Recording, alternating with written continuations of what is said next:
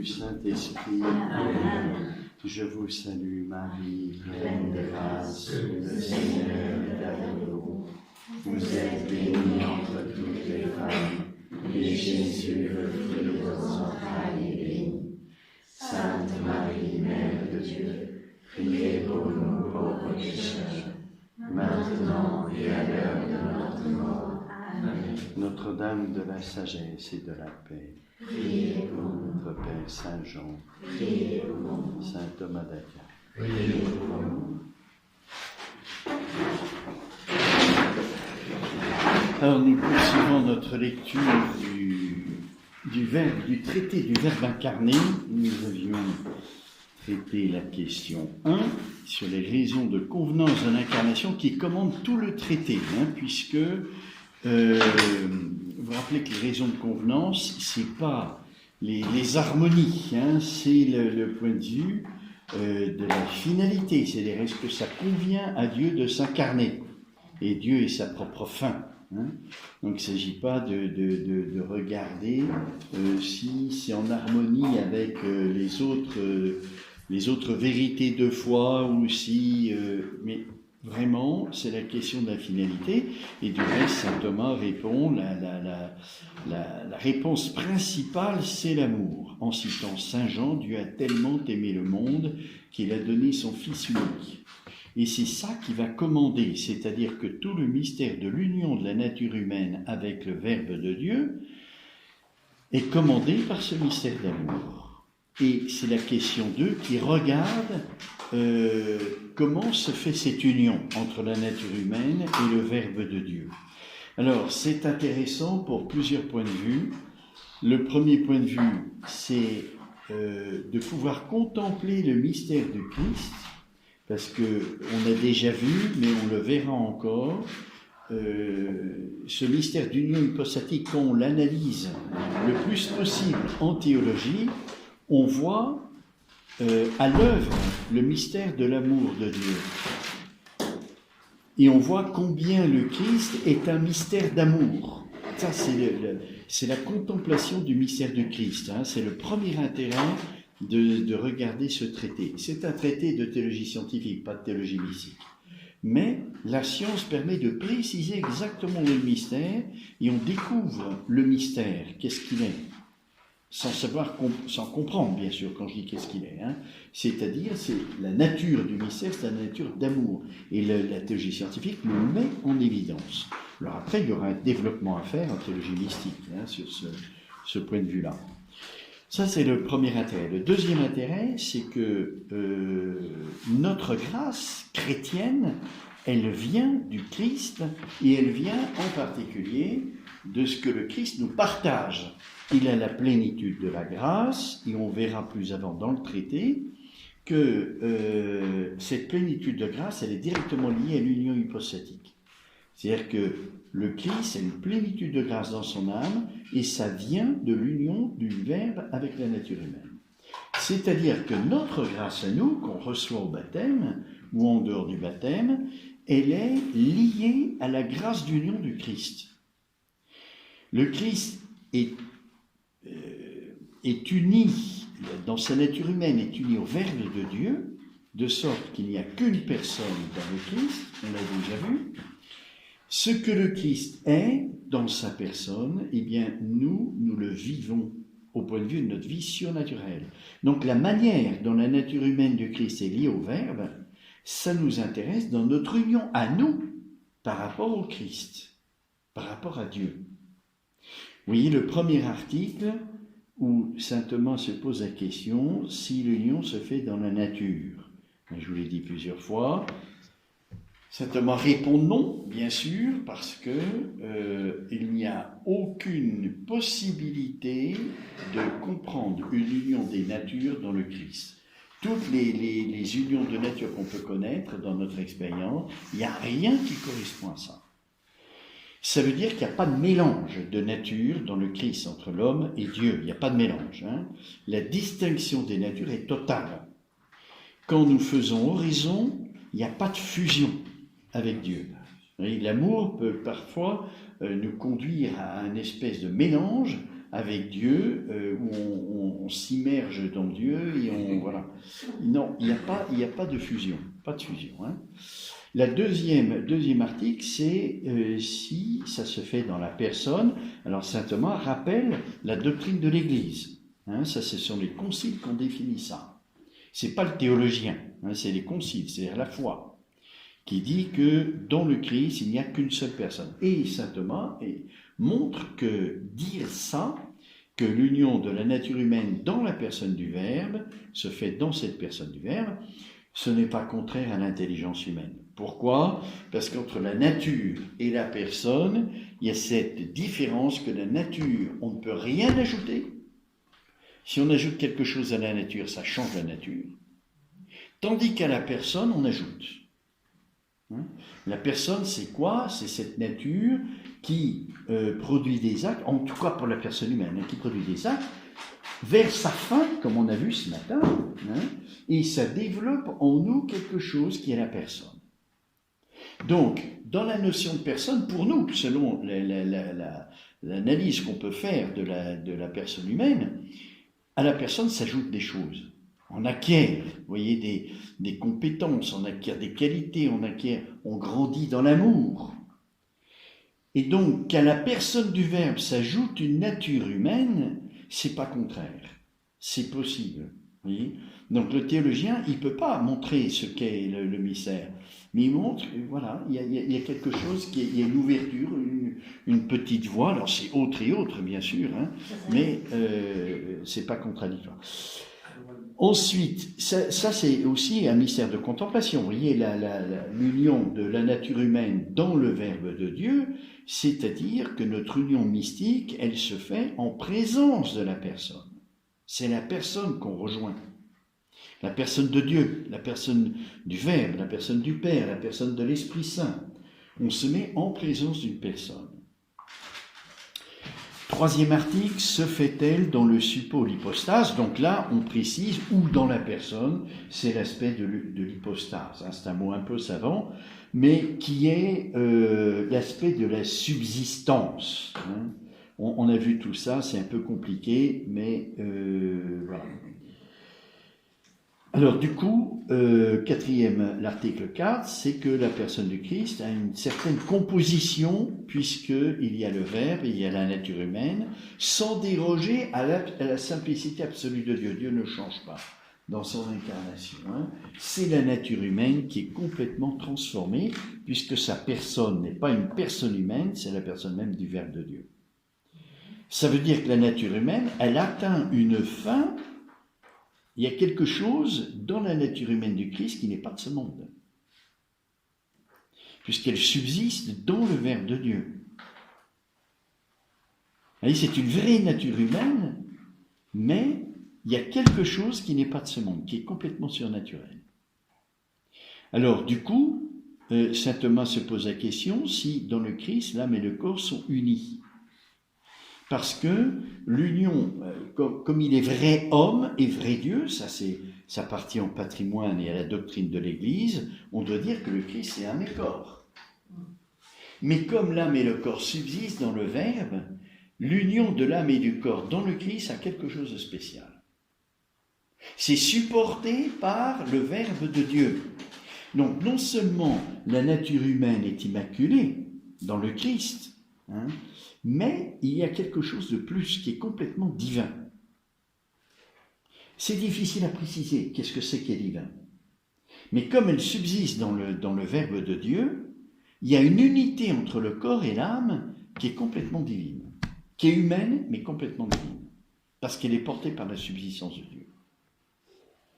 On ne peut pas dire plus, on peut simplement dire qu'au-delà de l'Immaculée Conception, du Christ, il y a quelque chose de divin qui subsiste dans le Verbe. Oui. Dans une nature humaine ordinaire, l'union de l'âme et du corps, ça vient de l'âme qui assume le corps. Là, l'âme, elle subsiste dans le Verbe. Donc, elle a une capacité d'assumer le corps qui est au-delà de notre nature humaine à nous, au-delà de l'âme ordinaire, créée par Dieu. Donc il y a une unité dans le Christ, une intériorité, on pourrait dire. Hein. Nous, l'intériorité, l'expérience de l'intériorité qu'on fait, c'est parce qu'on a une âme. Dans le Christ, il y a une intériorité qui est infiniment plus profonde. Et quand vous dites l'âme subsiste dans le verbe, Oui. vous pouvez m'expliquer un peu mieux? La subsistance, vous voyez, c'est lié. Je ne vais pas rentrer. Non, mais c'est une bonne question, mais ça fait appel à des notions. Je vous ai dit, hein, quand on lit le traité d'incarnation, ça présuppose beaucoup de philosophie et de métaphysique que vous n'avez pas. Donc ça reste un petit peu obscur pour vous, notamment cette question-là. Oui, la subsistance, c'est le fait qu'un être existe par soi.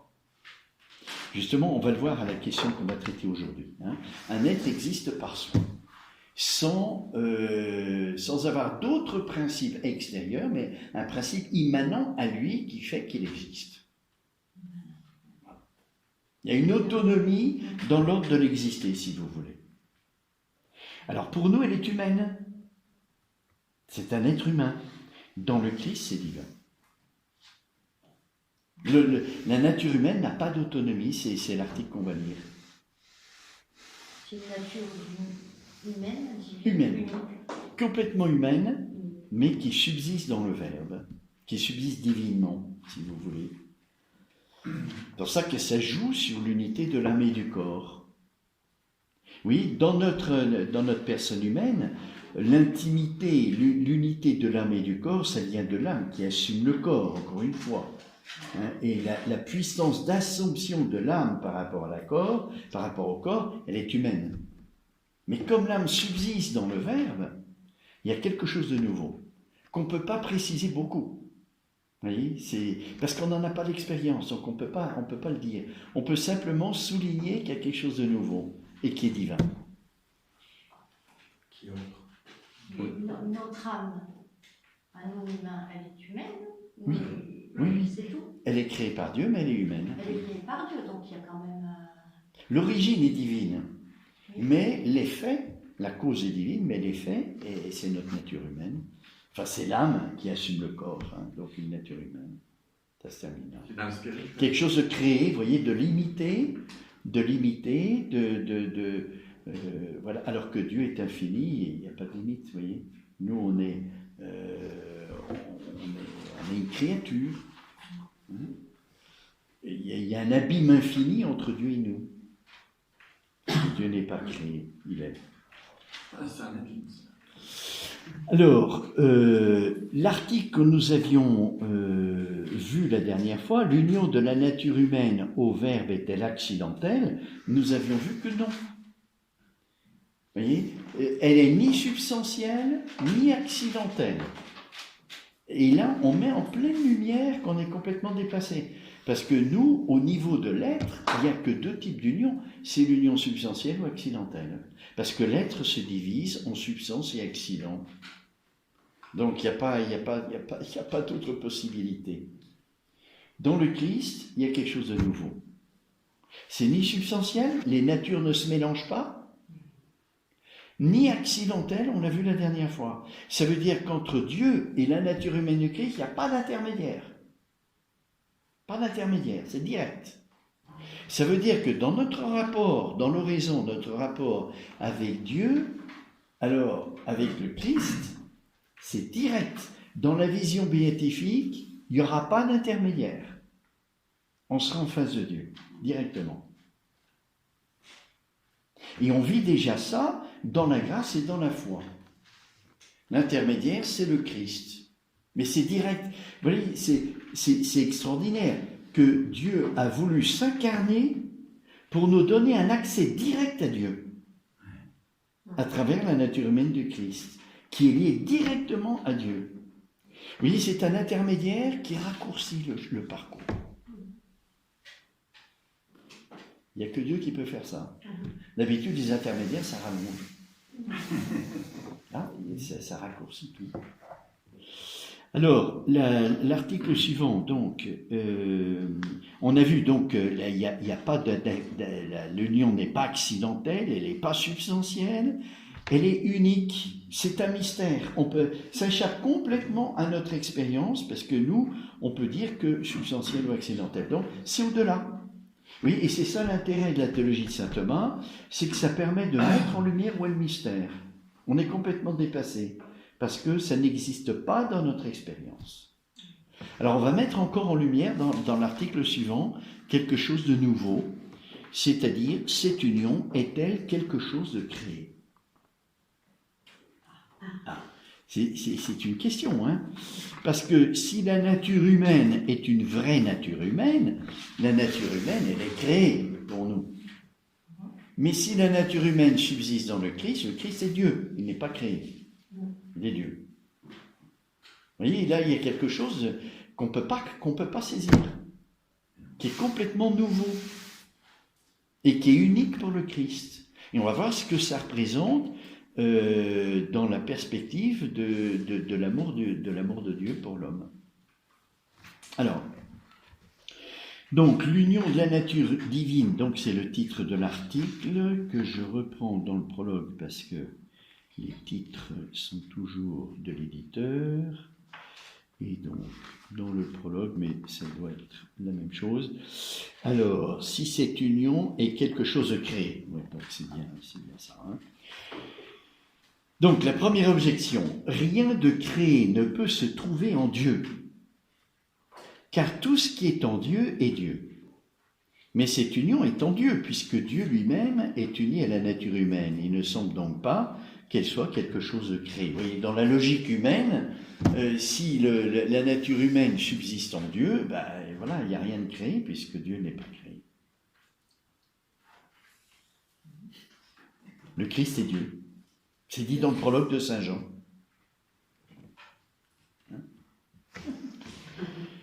Alors, l'argument d'autorité. Ce qui a un commencement dans le temps est quelque chose de créé. Or, cette union n'est pas éternelle, mais elle a commencé dans le temps. Elle est donc bien quelque chose de créé. Oui, qu'est-ce qui est éternel ? Il n'y a que Dieu qui est éternel. Il n'y a pas de commencement ni de fin. Dès qu'il y a quelque chose de créé, ça commence dans le temps. Quand Dieu crée, il crée de toute éternité. L'acte créateur est éternel, mais l'effet est dans le temps. Comme l'incarnation n'a pas existé de tout temps, elle n'est pas éternelle. On l'a vu dans les raisons de convenance. Pourquoi est-ce que Dieu a choisi ce moment pour l'incarnation et pas un autre ? Et il y a des raisons pour ça, qui appartiennent à la sagesse de Dieu. Donc, si c'est dans le temps, c'est quelque chose de créé. Vous voyez, là, on explose, hein, parce que d'un côté, l'union se fait en Dieu qui n'est pas créé, et de l'autre, c'est dans le temps, donc c'est créé.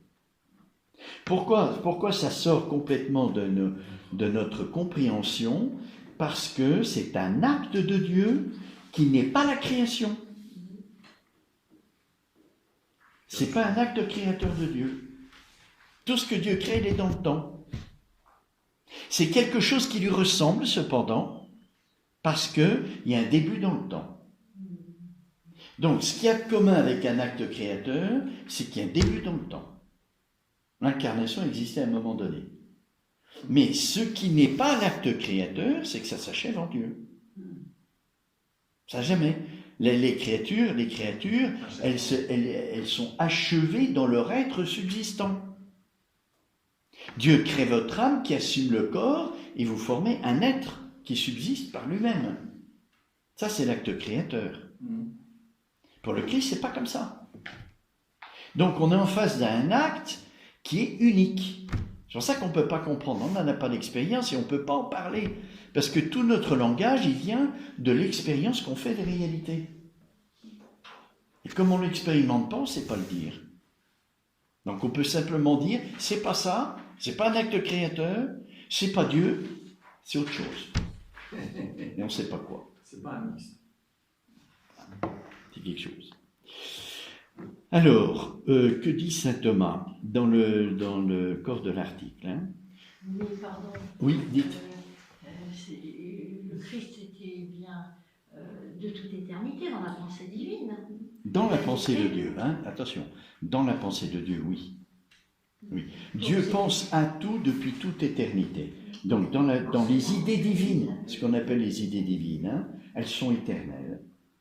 Oui. Mais c'est une manière de parler de Dieu, vous voyez, qui est une projection que nous faisons, parce qu'en Dieu, il n'y a pas de multiplicité. On parle des idées divines, mais Dieu est absolument simple, il n'y a pas de composition. Donc, on parle comme on peut de Dieu. Vous voyez, chaque acte créateur d'une âme, Dieu l'a pensé de toute éternité. De toute éternité, Dieu a pensé à chacun d'entre vous. Vous êtes dans la pensée de Dieu, une pensée d'amour, puisque l'âme est l'effet de l'amour de Dieu. Donc Dieu vous a aimé de toute éternité. C'est peut-être l'âme qui lui donne la paix. Oui, ça donne la paix, tout à fait. De penser, de savoir qu'on est dans l'intelligence de Dieu et dans son amour depuis toute éternité. On est des créatures de Dieu, nous.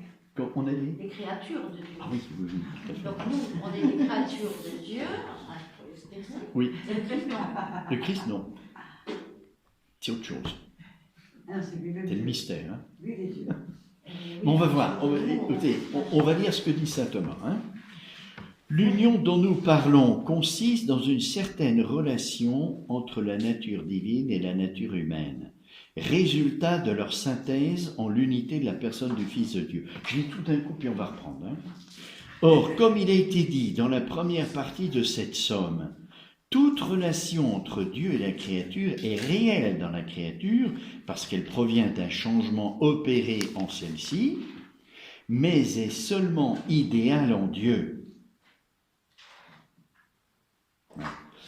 Parce qu'elle ne suppose aucun changement en lui. Il faut donc reconnaître que l'union dont nous parlons n'est pas réelle en Dieu, mais seulement idéale, tandis qu'elle est réelle dans la nature humaine, puisque celle-ci est une créature, d'où l'on doit dire qu'elle est quelque chose de créé.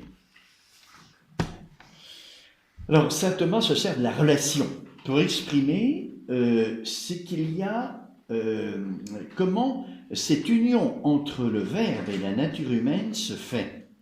Alors, on ne peut pas comprendre, hein, mais on se sert des outils qu'on a. On a commencé par la substance et maintenant on prend l'autre extrême, la relation. Vous voyez ? La relation permet de bien distinguer, de bien mettre en opposition ce qui est de Dieu et ce qui est de la nature humaine. Donc là, on regarde la diversité entre le Verbe de Dieu et la nature humaine. Alors, l'union dont nous parlons consiste dans une certaine relation entre la nature divine et la nature humaine. Alors ça présuppose un peu le traité de la création, qui est dans la première partie, là on est dans la dernière partie de la Somme. Hein. Quand saint Thomas étudie le traité de la création, il étudie quelle relation y a-t-il entre Dieu et la créature. Dans la créature, c'est une relation réelle, c'est-à-dire on est dans la dépendance. Hein. Être relatif, c'est être second et dépendant d'un autre. Hein. On est dans la dépendance de Dieu parce que Dieu a créé notre être. Et donc notre être dépend de l'acte créateur complètement. Mais du côté de Dieu, Dieu n'est dépendant de personne. Dieu est transcendant. Alors pour exprimer cette différence, on dit que dans la créature, la relation est réelle, mais en Dieu, elle est, alors il dit idéale, mais ce n'est pas l'expression de saint Thomas, c'est une relation de raison, qu'on appelle une relation de raison. Alors, parler de relation de raison, c'est une manière pour l'homme d'exprimer quelque chose qu'il ne peut pas dire autrement. Une manière pour l'homme d'avoir un certain regard. Vous voyez, par exemple, si je dis droite et gauche, c'est une relation de raison. Vous voyez, c'est une manière de se situer, si vous voulez, hein, de donner un point de vue particulier. Une relation réelle, il y a quelque chose dans ce qui est en relation qui est réellement dépendant de l'autre. Tandis que la relation, elle est de raison, elle est conceptuelle. Vous voyez, elle est idéale, elle est de raison, quoi. Elle est vraiment intentionnelle. Vous voyez. Alors, dans le traité de la création, saint Thomas montre ça, que lorsque Dieu crée l'âme, dans la personne humaine, il y a une relation réelle, mais en Dieu, non. Dieu n'est pas changé par l'acte créateur. Pourquoi? Parce que c'est l'amour. Seul l'amour peut être source en demeurant ce qu'il est. Quand vous êtes source d'attraction d'une personne, vous ne changez pas. L'autre est changé, mais pas vous. Alors après, dans l'exercice, il y a des changements, évidemment. Il y a un amour qui naît, etc. Mais c'est pour ça que la raison de convenance que donne saint Thomas, c'est l'amour. C'est-à-dire, c'est la seule chose, et c'est pas une construction intellectuelle, c'est la réalité. C'est d'abord donné par l'Écriture, et on est dépendant de l'Écriture. Dieu a tellement aimé le monde qu'il a donné son Fils unique. Dieu est amour, donc il peut être source sans lui-même être changé. Quand il crée nos âmes, il est source, mais il n'est pas changé. Vous voyez? Alors c'est autre et autre, autre pour nous et autre pour Dieu, évidemment. C'est une analogie de similitude. C'est-à-dire qu'il y a un point commun, c'est-à-dire que la source est source, mais sans changement. Voilà, il y a un petit point commun. Mais tout le reste est différent. Parce que moi, je suis source d'un acte d'attraction, tandis que Dieu est source d'un être. Parce que l'amour est substantiel en Dieu. Moi, il est intentionnel, il est accidentel. Que j'aime ou que j'aime pas, ça ne change rien à ma nature humaine. Donc c'est accidentel. Mais en Dieu, tout est substantiel. Donc il est source d'un être. Alors pour le Christ, qu'est-ce qu'il en est? C'est la question. Est-ce que c'est quelque chose de créé ou non? Donc on sert de la relation de raison et de la relation réelle. Dans la nature humaine du Christ, tout est changé. Parce qu'il a une nouvelle finalité. Vous voyez? Qui est en un certain sens la même que la nôtre, c'est Dieu, mais, saint Thomas développera, il dira, il a la vision béatifique. Donc il y a un bien nouveau dans le Christ qui va se manifester dans ses paroles et ses gestes. Parce que je vous rappelle qu'en éthique, le bien est source de l'agir. S'il y a un bien nouveau, il y a un principe nouveau d'agir. C'est pour ça qu'il peut y avoir une éthique chrétienne. Parce qu'il y a un nouveau principe qui est un bien nouveau. Donc, le Christ, en parlant et en agissant, nous montre qu'il y a une nouvelle morale. Une nouvelle adoration, par exemple. Une nouvelle adoration. Le Christ transforme le temps et l'adoration. Le temps parce que l'incarnation a eu lieu à un moment donné du temps, mais ce n'est pas une créature. Donc il y a un changement. Et puis, l'adoration parce qu'il voit Dieu et il adore ce qu'il connaît. Donc, il adore dans une petitesse et dans un amour, en ayant la vision de Dieu, vous voyez, qui est voilà, totale. Et il nous fait participer par la grâce à son adoration d'esprit en vérité, quand il dit à la femme samaritaine, vous voyez, que Dieu cherche des adorateurs en esprit et en vérité.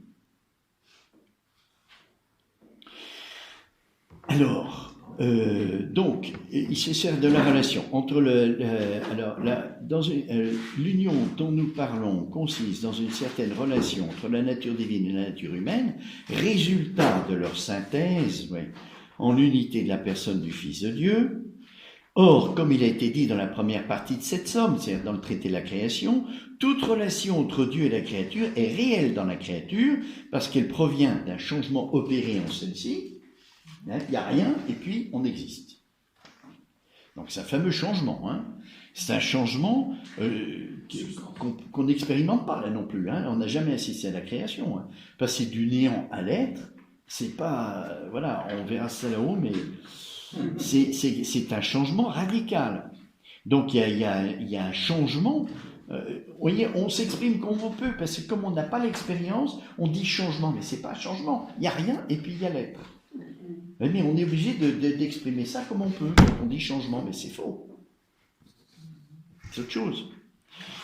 Mais seulement idéale en Dieu, parce qu'elle ne suppose aucun changement en lui. Il faut donc reconnaître que l'union dont nous parlons n'est pas réelle en Dieu, mais seulement de raison, idéale. Quand vous lisez le texte, c'est secundum rationem tantum. C'est pas idéal, c'est raison. C'est notre manière de parler du mystère de Dieu parce qu'on ne sait pas faire autrement. Mais seulement idéale, tandis qu'elle est réelle dans la nature humaine, puisque celle-ci est une créature, d'où l'on doit dire qu'elle est quelque chose de créé. Il y a quelque chose de commun avec l'acte créateur, mais c'en est pas un. Pourquoi c'en est pas un? Parce que l'acte créateur se termine à une réalité substantielle, subsistante. La personne humaine, Dieu crée l'âme, qui assume immédiatement le corps, et ça forme un être qui subsiste, c'est-à-dire qui existe par lui-même.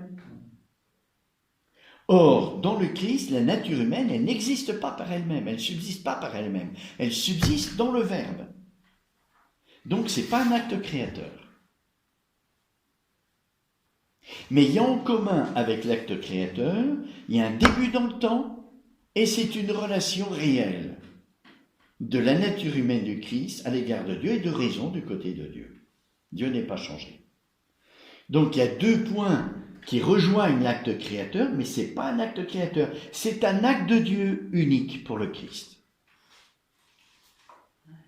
Vous voyez, on est obligé. Vous voyez, la théologie, je réponds à votre question, hein. Vous voyez, la théologie scientifique nous permet de mettre en lumière que le mystère de l'incarnation, c'est un acte de Dieu qui est unique, un acte d'amour qui est unique, qui ne ressemble pas à la création, pourtant il y a des points communs, mais c'est quelque chose, voilà, d'autre. Oui, alors allez-y, c'était quoi? Quand vous disiez, mais Jésus-Christ, il a une âme aussi. Oui, on l'a vu la dernière fois, oui. Bon, Il a une âme. voilà. Vrai Dieu, vrai homme, vous voyez, Oui. vrai Dieu, ça veut dire âme et corps. Une âme, donc une âme humaine. Une âme humaine qui vient, alors qui est semblable à un acte créateur, mais ce n'est pas un acte créateur. Parce que si c'était un acte créateur, la nature humaine du Christ subsisterait. Et elle ne subsiste que dans le Verbe. Elle n'a pas son subsisté propre.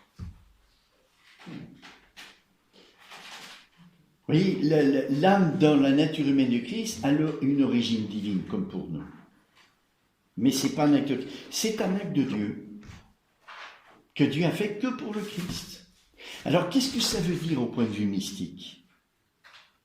Vous voyez, on peut se servir de ça pour contempler le mystère du Christ. Ça veut dire que dans sa nature humaine, le Christ connaît une relativité au Verbe qui est telle qu'il n'a pas de subsistance humaine. Tout est relatif en lui. Tout. C'est pour ça quand il parle de son Père, vous comprenez, sa relation avec le Père, dans sa nature humaine, elle est totale. Nous avons une autonomie dans l'ordre de l'être. Et la relation, pour nous, elle est accidentelle, même si ça touche notre finalité. Elle est essentielle, mais accidentelle. Pourquoi vous dites accidentelle, c'est ça? Accidentelle par rapport à l'être, vous voyez. C'est-à-dire que j'aime ou que j'aime pas, ça ne change pas ma nature humaine. Vous voyez, c'est accidentel à la nature humaine. Dans le Christ, sa nature humaine est complètement relative au Verbe. Complètement. Il n'y a pas d'autonomie. Autrement dit, on pourrait dire que cet acte de Dieu, de la création, enfin entre guillemets, parce qu'on ne sait pas dire autrement, on ne sait pas quel est le terme qu'il faudrait employer, parce que c'est unique, de l'âme humaine du Christ, c'est un acte d'amour qui est un rapt. C'est un rapt d'amour. Au point où tout est relatif au Verbe de Dieu dans sa nature humaine. Ah, c'est objet de contemplation, vous voyez. C'est magnifique. Vous voyez, si on n'a pas de théologie scientifique, on ne peut pas dire ça. On passe à côté. Mais c'est beau de voir tous ces détails-là. Hein. C'est magnifique. Et Jésus, en nous communiquant sa grâce, nous fait... Alors, vous voyez, l'adoration d'esprit en vérité, il nous associe à son adoration, à sa contemplation. Alors nous, on garde notre subsistance, hein, notre autonomie dans l'ordre de l'être, mais au niveau de la vie surnaturelle, il y a quelque chose de cette relativité totale à l'égard de Dieu. Il y a quelque chose de divin qui n'est pas humain dans notre vie surnaturelle. Déjà, se dire surnaturel, c'est pas humain. Hein, c'est au-delà. Mais vous comprenez bien. Hein, il y a une relativité à l'égard de Dieu qui est unique, auquel le Christ nous associe. Peut-être que l'extase, vous voyez, l'extase charismatique, c'est-à-dire visible, elle traduit quelque chose de ça. Vous voyez, où les gens qui sont en extase sont tellement en relation avec Dieu, dans la dépendance d'amour de Dieu, que c'est comme si leur corps était associé à cette relativité, comme l'âme, et que du coup, ils ne sentent plus rien. Ils sont comme hors de... Voilà. Mais c'est un petit signe, hein, c'est pas... Voilà. Alors, il faut donc reconnaître que l'union dont nous parlons n'est pas réelle en Dieu, mais seulement idéale, tandis qu'elle est réelle dans la nature humaine, puisque celle-ci est une créature, d'où l'on doit dire qu'elle est quelque chose de créé. Voilà. Alors, ça ne nous dit pas plus, hein, ce que c'est que cette union entre le Verbe de Dieu et la nature humaine du Christ. Hein, ça reste un mystère. Mais on peut, en analysant, entrer dans des détails où, bien sûr, c'est négatif. On dit c'est pas la création, c'est pas Dieu, c'est entre les deux, et ça correspond à prendre cette nature humaine et la mettre relative totalement à soi. Hein. Dieu capte complètement cette nature humaine pour la mettre totalement relative à lui dans l'amour. Pour ça, vous voyez, quand Jésus meurt sur la croix, hein, on a vu dans l'évangile d'aujourd'hui, hein, où Jésus, donc je vous ai parlé de la justice, hein, des droits du Père, hein, pour le Christ, allez, ces droits sont absolus. Et Jésus le manifeste à la croix. Ils sont complètement absolus. Sur nous aussi, évidemment. Mais c'est réalisé dans le Christ d'une façon particulière, dans sa nature humaine. Oui, et c'est pour ça qu'à la croix, il peut manifester cet absolu du droit du Père sur lui. Vous voyez, ça prend, connaissant que la nature humaine du Christ n'est pas créée, mais c'est un acte unique de Dieu qui supprime cette subsistance humaine pour la rendre divine dans le Verbe.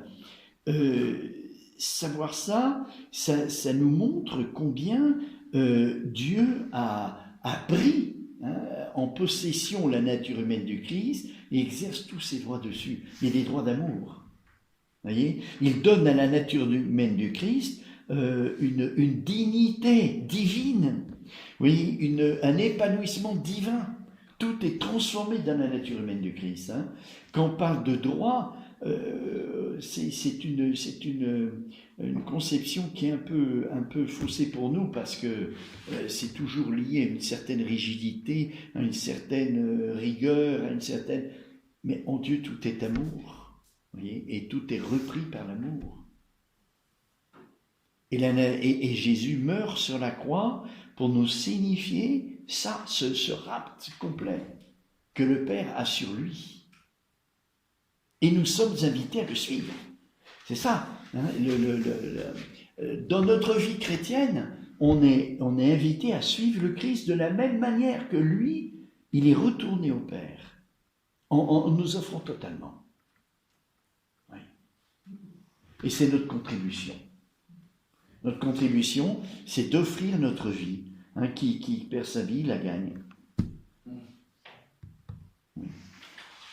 L'amour qu'a manifesté Jésus-Christ, est-ce qu'il est le même que celui du Verbe? L'amour que Jésus a manifesté à la croix, oui. C'est une participation à l'amour divin. Hein. Dans le cœur de Jésus, le cœur humain de Jésus, c'est une participation à la nature divine. Il a la grâce. Hein. Oui. Donc c'est une participation à l'amour du Verbe. Mais ce n'est pas l'amour du Verbe dans un cœur humain. Vous voyez, le Christ, et on le verra, hein, parce que saint Thomas étudie quelle est la grâce qui est présente dans l'âme du Christ. Et il dira, c'est autant de grâce qu'une âme créée peut en supporter. Et la plénitude. Plénitude. Oui, au plan surnaturel, personne ne peut aimer plus que le Christ. À cause de l'union hypostatique, vous voyez, c'est une union. Alors, c'est ça qui est extraordinaire. C'est que, on a vu à l'article précédent, l'union n'est pas accidentelle, donc sans intermédiaire. C'est une intimité comme réclame l'amour, une intimité totale. Et c'est quelque chose de créé, distinction totale. Vous voyez ? Intimité totale et distinction totale. Ça nous échappe. Mais on peut être intime sans être... Oui, mais dans le Christ, c'est porté à son paroxysme, hein, parce qu'il n'y a qu'un seul être dans le Christ. Vous voyez ? Et il est vrai Dieu, vrai homme. Vous voyez, c'est un amour qui assume tout d'une façon unique, mais en respectant totalement. Ce qui est propre à l'amour. Vous voyez ? On aime en respectant totalement celui qu'on aime. Dans le Christ, on voit ça, relation, c'est autre et autre, mais union sans intermédiaire, direct. Donc un amour total, divin. Nous, on ne peut pas réaliser ça, hein, c'est unique dans le Christ. Et dans la vision béatifique, on connaîtra quelque chose comme ça. Puisque notre grâce, elle est celle du Christ. Une union la plus intime qui soit avec Dieu, dans le respect total de ce que nous sommes. Et on n'est pas complètement absorbé. On est absorbé sans être anéanti. Vous voyez, une goutte d'eau dans le vin, la goutte d'eau, elle disparaît. La nature humaine, même sainte dans le Christ, à côté de la nature divine, c'est rien du tout. Elle est complètement respectée. Elle ne disparaît pas dans l'infini de la nature humaine, dans la nature divine de Dieu. Parce que c'est l'amour qui porte celui qu'il aime, aussi petit qu'il soit, en le respectant totalement.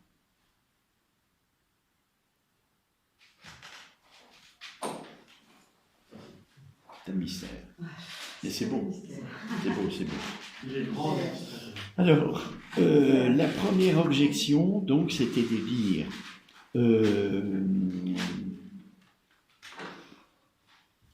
rien de créé donc ne peut se trouver en Dieu, car tout ce qui est en Dieu est Dieu. Mais cette union est en Dieu, puisque Dieu est lui-même uni. Donc voilà, l'union se termine dans le Verbe de Dieu, donc qui n'est pas créé. Là, vous voyez, cette objection, c'est de refuser de dire c'est créé, parce que l'acte créateur s'achève à la personne humaine, tandis que dans le Christ, l'acte de Dieu ne s'achève pas dans la personne humaine du Christ, mais dans le Verbe de Dieu. Donc ce n'est pas une création, c'est ça l'objection. Hein. Alors, que dit saint Thomas ? Il dit, nous disons que Dieu est uni à la créature parce que dans la réalité, la créature se trouve unie à lui.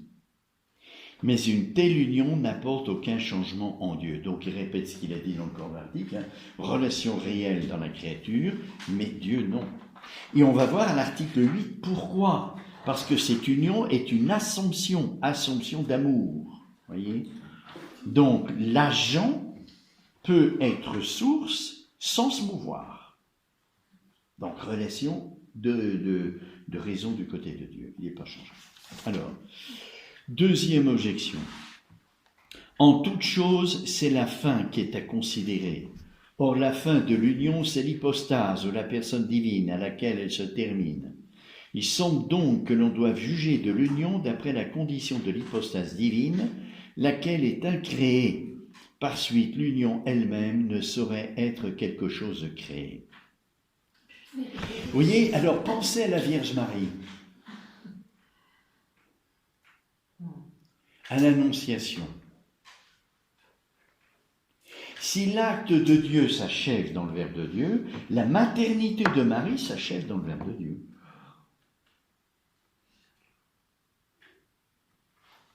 Une maternité humaine s'achève à la personne humaine. Pour Marie, non, ça s'achève en Dieu. Il y a un mystère. Et sa maternité, elle n'est pas miraculeuse seulement parce que ça vient de l'Esprit Saint, mais parce qu'elle s'achève en Dieu. C'est pour ça qu'elle est mère de Dieu.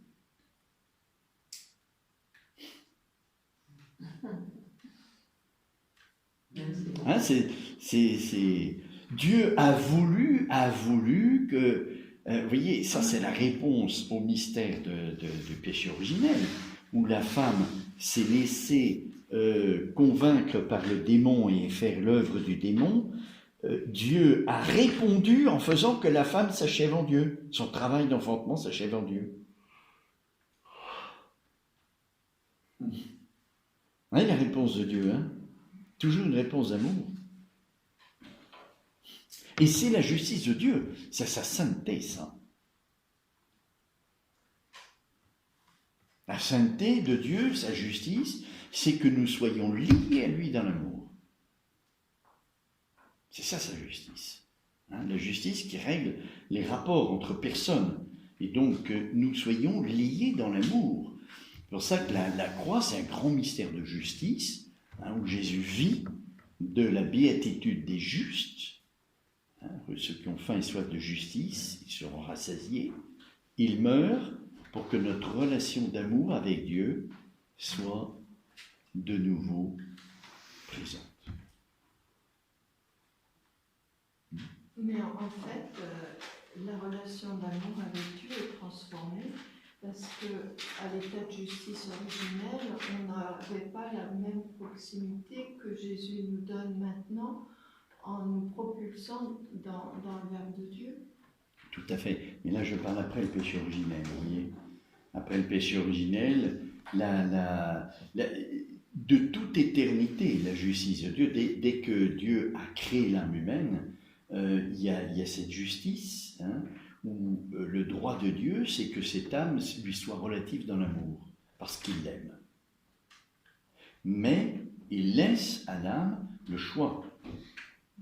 Hein, et aimer Dieu, l'adorer et le contempler, c'est la réponse que nous donnons à l'amour de Dieu. Hein, c'est une réponse qui est juste.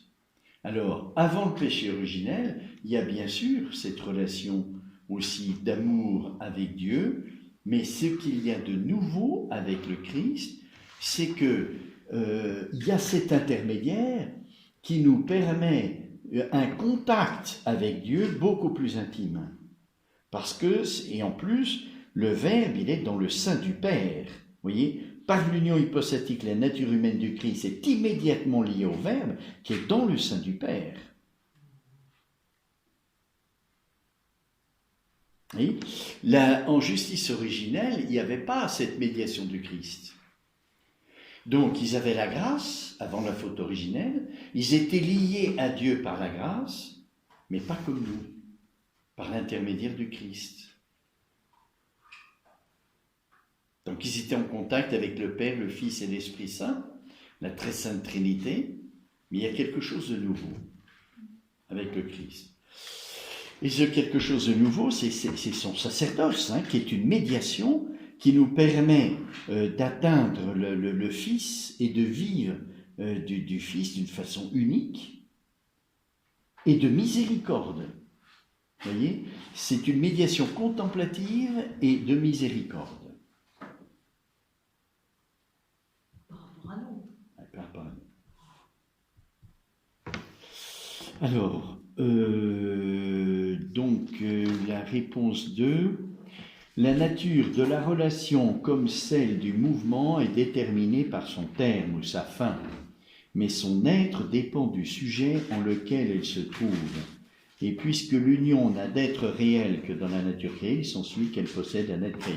Oui, c'est-à-dire que saint Thomas défend la position qui est de dire que l'incarnation est comme une création, mais ce n'en est pas une, hein, puisque la différence, encore une fois, vient du fait que ça ne s'achève pas la personne humaine du Christ. Hein.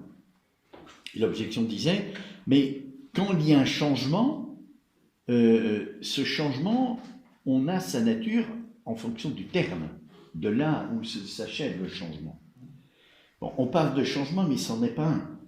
Et saint Thomas rappelle que la relation réelle, elle est spécifiée par le sujet qui est en relation.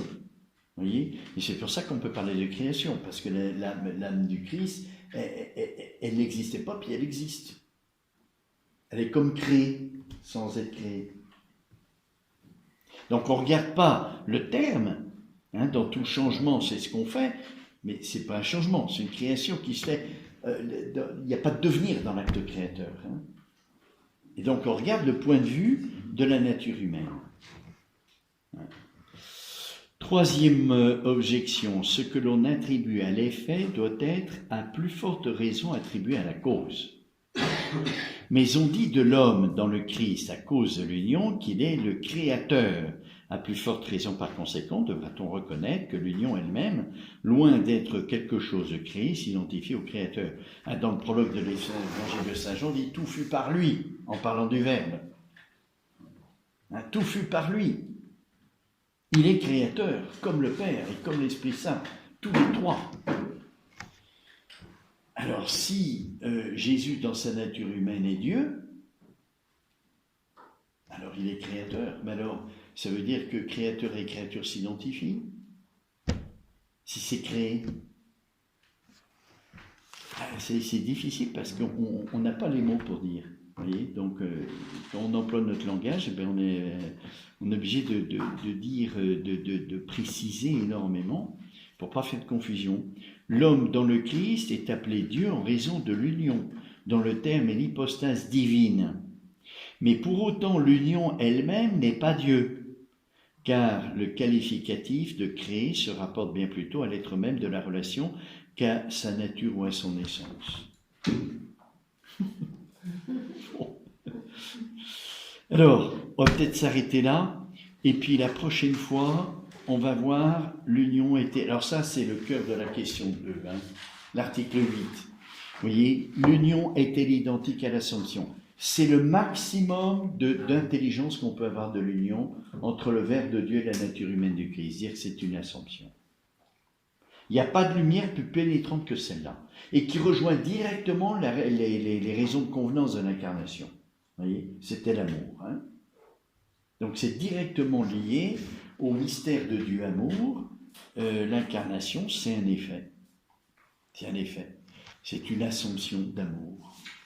Alors on verra toutes les conséquences que ça a, qui sont importantes. Mais c'est impressionnant de voir que c'est une assomption d'amour pour le Verbe, et la Vierge Marie sera dans l'assomption à la fin de sa vie aussi d'amour. Et du coup, le point de départ, le terme de la première créature, et puis nous à la suite, ça devrait suivre. Voilà, mais la différence entre l'Assomption de la Vierge et celle de la nature humaine du Christ, encore une fois, vous voyez, c'est que pour le Christ, c'est un véritable rapt, parce qu'il n'y a pas de subsistance Quand propre. vous parlez de rapt, parce que Dieu est omniprésent, et comment il a fait pour... Comment il l'a fait, on le saura au ciel. Non, mais je veux dire... Oui, c'est un rapt au sens où il enlève, vous voyez, j'allais dire, il supprime la subsistance humaine, mais il en donne une infiniment plus grande, c'est celle du Verbe. Vous voyez? Oui. Donc Jésus-Christ, dans l'ascension, et l'ascension de Jésus-Christ, l'ascension. Par rapport au Verbe, retourne au Verbe, ou est aspiré par le Verbe? Il y a un respect total, vous voyez, c'est ce qu'on voit dans cet article, c'est que c'est comme une création, c'est-à-dire il est vrai Dieu et vrai homme, sans confusion, et dans le respect total de la nature humaine du Christ. Vous voyez? Donc il est attiré par le Verbe dans l'amour, de façon quasi substantielle, mais dans le respect total. C'est-à-dire que la nature humaine subsiste au ciel? Elle subsiste dans le Verbe, en Dieu, oui, au ciel, elle est toujours en Dieu. Pour l'éternité, du coup, enfin pour l'éternité, de façon, voilà, c'est un mystère là aussi, parce que la nature humaine du Christ participe à l'éternité de Dieu, vous voyez, d'une façon qui touche plus son être que nous dans la vision béatifique. Nous, ça sera au niveau de la vie. On participera de l'éternité. On sera immortel. Le Christ aussi est immortel, mais il est plus que ça. Parce que ça touche l'être de Dieu, sans le toucher. Il n'y a personne d'autre que Marie qui peut assomptionner. Non, il y a eu d'autres assomptions dans les Écritures. Ah oui. Oui, il y a eu Enoch, il y a eu Élie, il y a eu... Mais dans les plus récents. Hein? Avec plus récent. Eh bien, les orthodoxes à Patmos, ils disent que Jean a eu une assomption. Ah, Ouais, certains les disent ça. catholiques, non. Parce qu'ils disent Non, que, ça, oui, c'est que dans le autre. tombeau, en fait, il n'y a plus son corps, il a disparu. Elle Le dit corps ça. de Jean. Oui, oui. Non, il n'est plus dans le tombeau. Non, Ah oui? On non. dit que quand ils ont ouvert, il y a eu une poussière d'or. Enfin, Oui, une poussière, mais ils Poussière de- disent qu'il c'est ça. n'était plus dedans. il n'était plus Non. dedans. Ah bon, Il y était je ne savais pas ça. pas. Bon, prochaine fois, donc c'est le premier dimanche d'août. C'est le 6. Le 6. Voilà, la transfiguration. Vous allez fêter quand même l'Assomption. Comment? Transfiguration, Assomption, là on va être dans les hauts.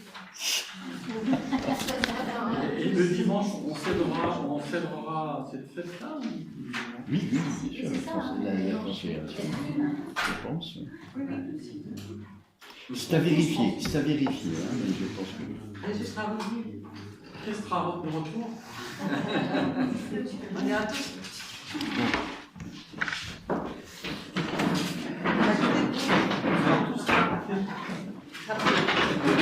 Au nom du Père, du Fils et du Saint-Esprit. Amen. Gloire soit au Père, au Fils et au Saint-Esprit. Comme il était au commencement, maintenant et toujours, et dans les siècles des siècles. Amen.